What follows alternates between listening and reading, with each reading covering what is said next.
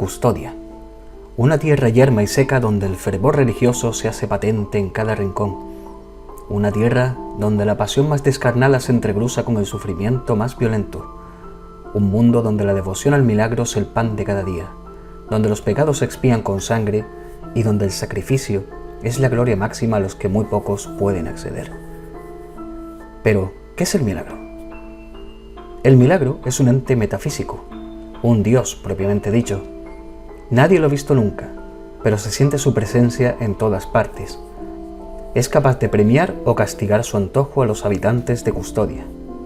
Si eres piadoso y muestras verdadero arrepentimiento, serás perdonado y obtendrás su gracia. Si eres un pecador sin escrúpulos, serás condenado a sufrir su castigo.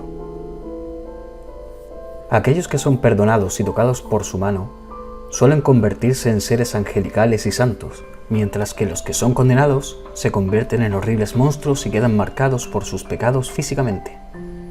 Debido a esto, la obsesión de la gente de Custodia por expurgar sus pecados y absolver su culpa es obsesiva, intentando hacer penitencia con cada acto o palabra. Son sabedores de lo que les espera si el milagro los descubre. Entonces, ocurrió el llamado primer milagro, que cambiaría para siempre la historia de Custodia y sus habitantes.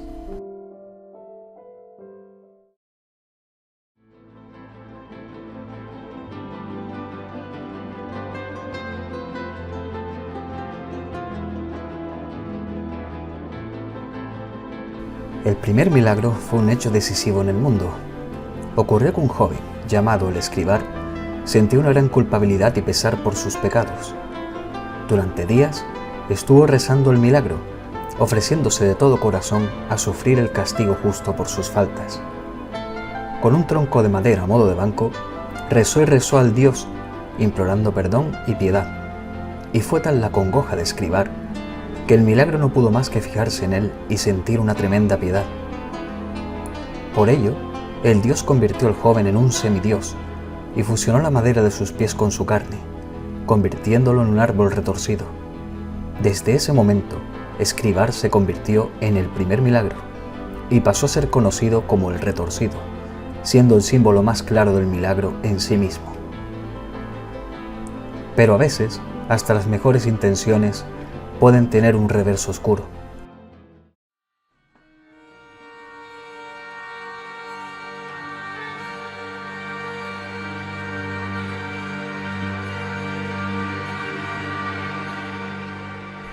Escribar tomó conciencia de sus nuevas capacidades y poder. Ahora podía ver la verdadera culpa e inocencia de las personas, quién estaba completamente arrepentido y quién no.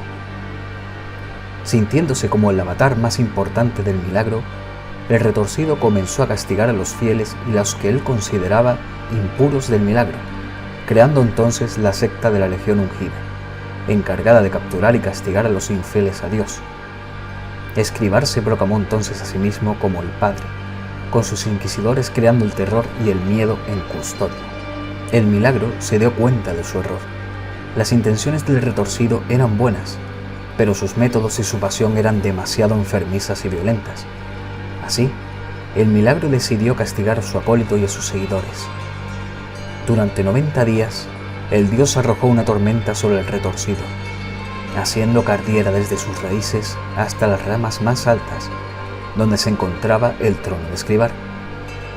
De ese fuego surgió una gigantesca montaña de ceniza que fue arrastrada por el viento y aniquiló a todo lo que se encontraba en las cercanías, al formarse una enorme nube tóxica. Pero el padre no murió, aunque malherido y sintiéndose traicionado por el milagro, al que había entregado su vida y su carne, se levantó de su trono calcinado, libre al fin de las raíces que le habían aprisionado durante tanto tiempo, y decidió vengarse de su Dios. Debido a la ceniza, sus seguidores se transformaron en monstruos, y aprovechando los restos de su legión ungida, Escribar ya tenía su ejército, pero el milagro no se había quedado de brazos cruzados, y también había estado formando uno propio, la Hermandad del Lamento Mudo, una congregación de fieles al Dios y preparados para seguir su verdadera voluntad y camino sin desviarse de la rectitud como había hecho Escribar. Este decidió entonces entablar una guerra contra la hermandad, masacrando a sus fieles con ayuda de Crisanta, una misteriosa mujer con una habilidad y fuerza inigualables. La hermandad poco pudo hacer para evitar la derrota que el semidios y sus fuerzas estaban consiguiendo. Es entonces cuando, cerca de la extinción, un rayo de esperanza surge de forma imprevista.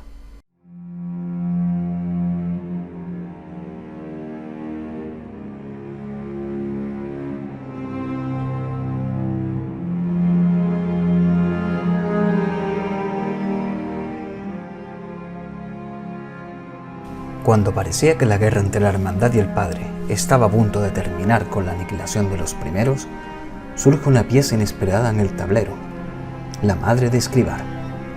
Esta, completamente desconsolada por los actos de su hijo, decide rezar al milagro, asumiendo la culpa por todo el dolor y el mal causados.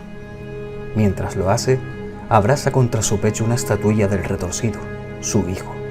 Y es cuando el milagro, no se sabe si por una idea macabra o por piedad, convierte la estatuilla en una espada, que atraviesa el corazón de la madre, la cual entona con su último aliento una sola frase: mea culpa, convirtiéndose acto seguido en una estatua de piedra. Es entonces cuando hace aparición el penitente, el último superviviente de la hermandad del lamento mudo, guiado por un misterioso ser hasta el macabro altar.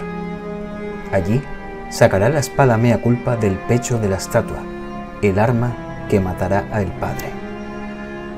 Por desgracia, hace aparición Crisanta, la soldado más peligrosa de Escribar, y tras un breve combate, ejecuta al penitente y lo arroja a un foso, donde su cadáver hace compañía a cientos de sus hermanas y hermanos caídos.